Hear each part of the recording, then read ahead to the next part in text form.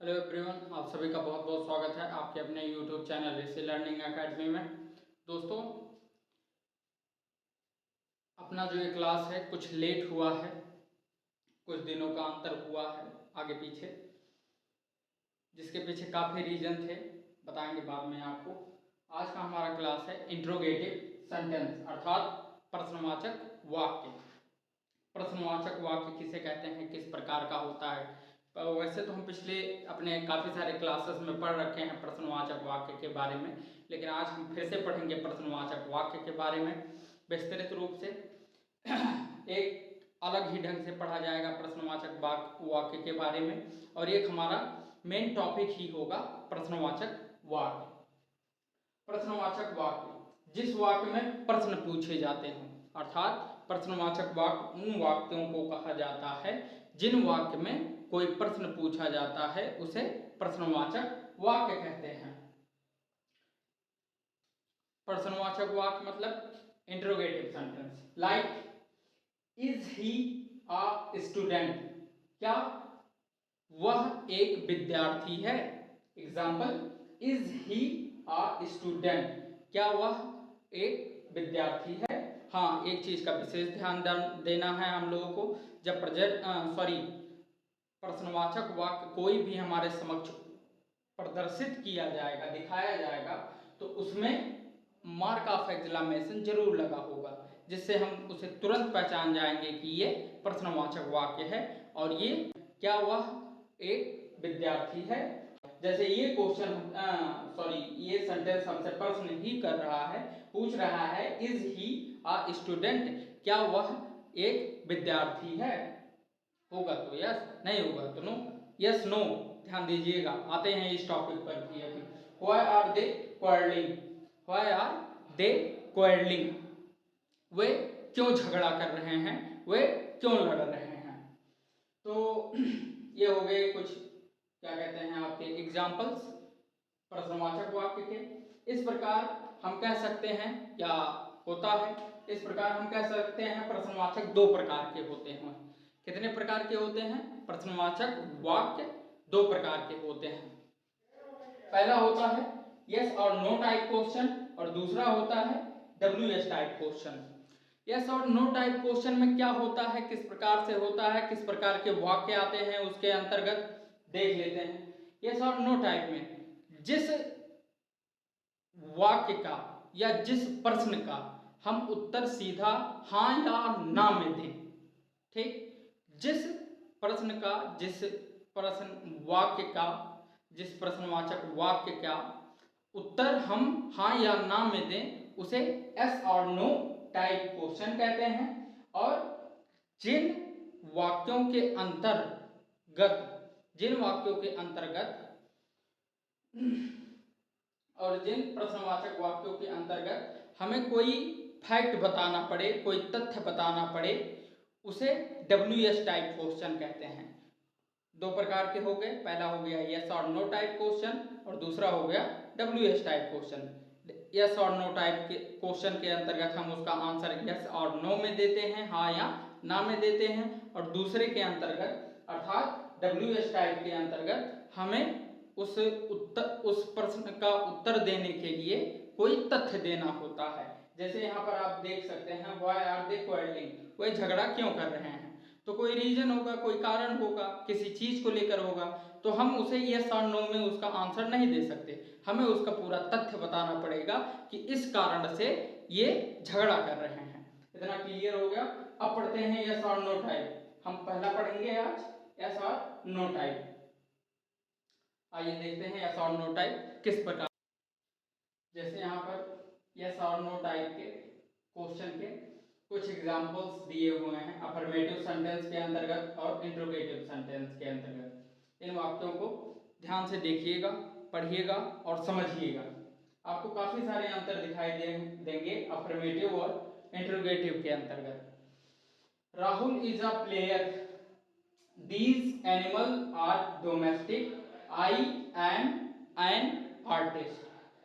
Question with be as linking verb, अर्थात ये जो क्वेश्चन है, ये सेंटेंस जो आपके समक्ष दिखाए जा रहे हैं, ये सेंटेंस लिंकिंग वर्ब बी यानी कि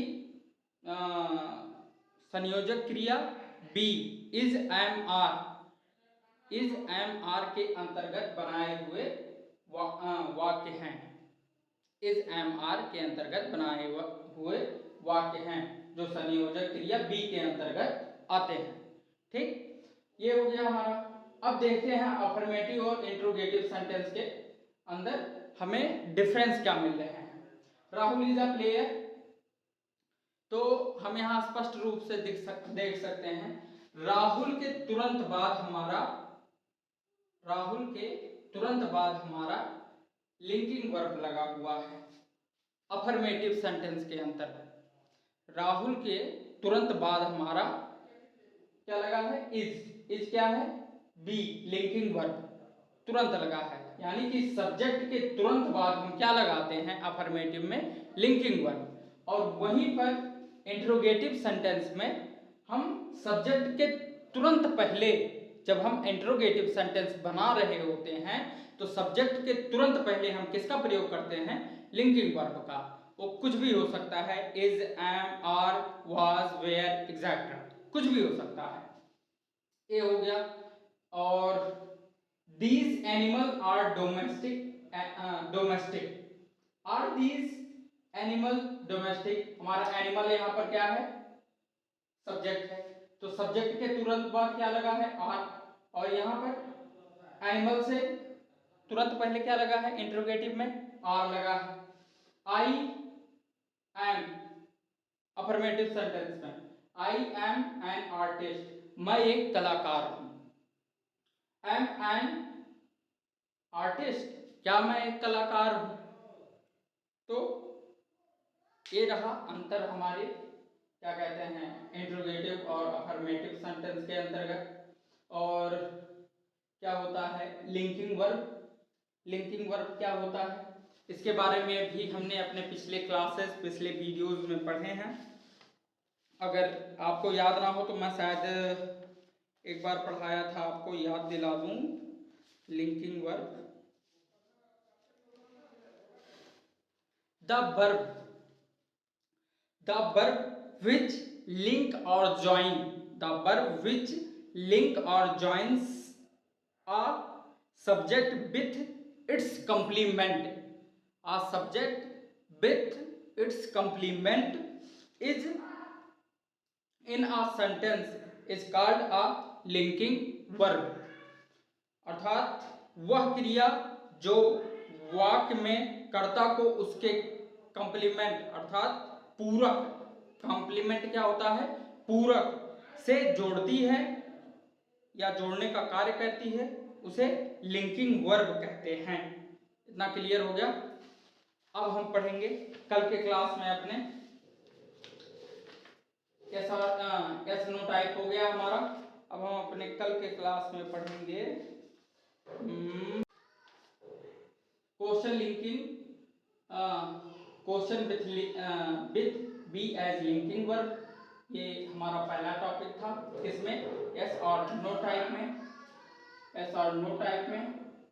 अब यह मान लेते हैं ए था ये पहला। अब हम पढ़ेंगे कल क्वेश्चन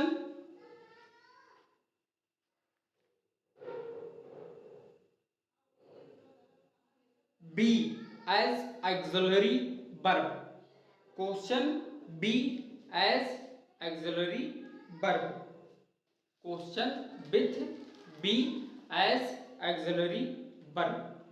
इसे पढ़ेंगे और समझेंगे। आशा करते हैं मैं आपको समझाने में काफ़ी अच्छे तरीके से सक्षम रहा होऊंगा इस क्लास के माध्यम से। यदि आपको ये क्लास अच्छी लगी हो और सहायक लगी हो तो कमेंट बॉक्स में हमें ज़रूर बताएं।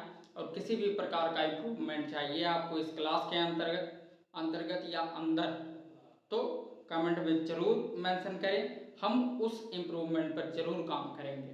यदि आप चैनल पर पहली बार विजिट कर रहे हो तो चैनल को सब्सक्राइब करें, वीडियो को लाइक करें और ज़्यादा से ज़्यादा फॉरवर्ड जरूर करें। Thank you.